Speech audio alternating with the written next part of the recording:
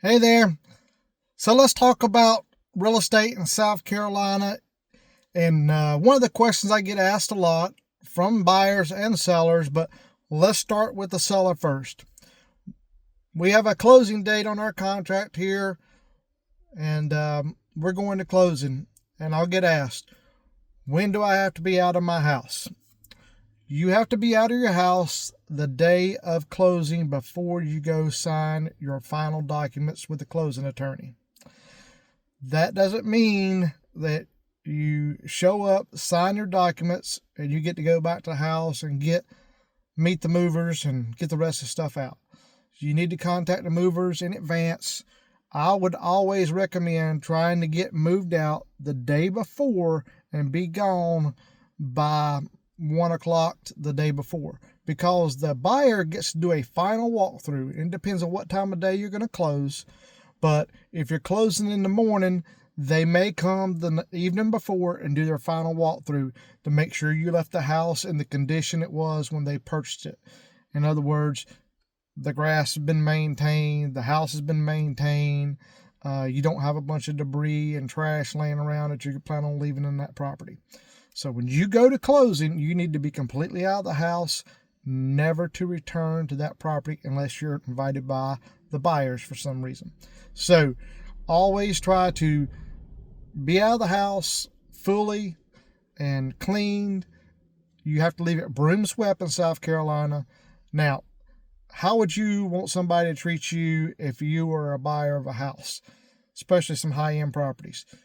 You want it professionally clean. You want it presentable where a buyer can move right in. They may do their own cleaning, that's fine, but do unto others if you wish to be done to you. So just kind of remember that.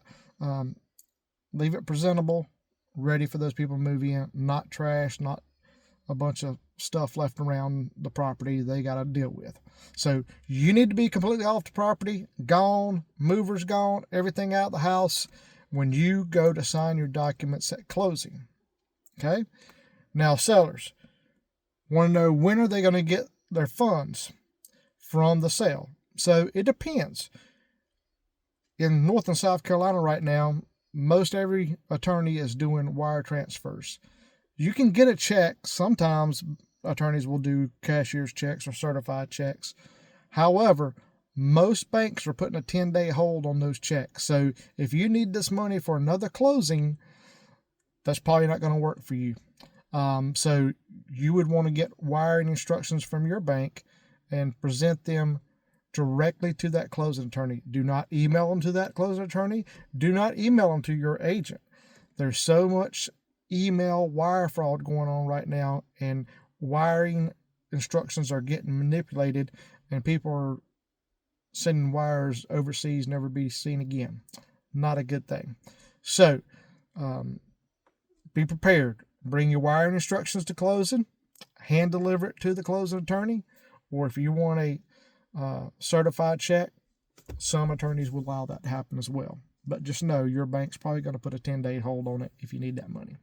So let's say you did want to wire, we close. It depends on what time of day we're closing. So if we close in the morning, more than likely the bank's going to get the funds.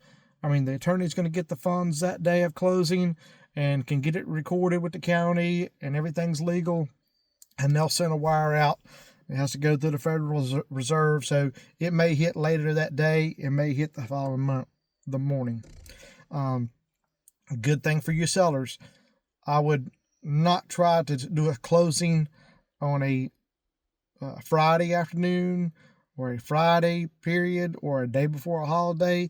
In cases there's delay, it may not get closed in time.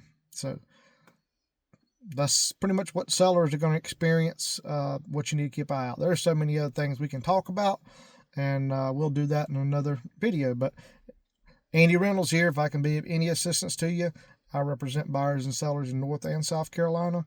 There's a little bit of difference between each state, and we'll talk about those in the future. Thank you. You can reach me at 704-763-7196.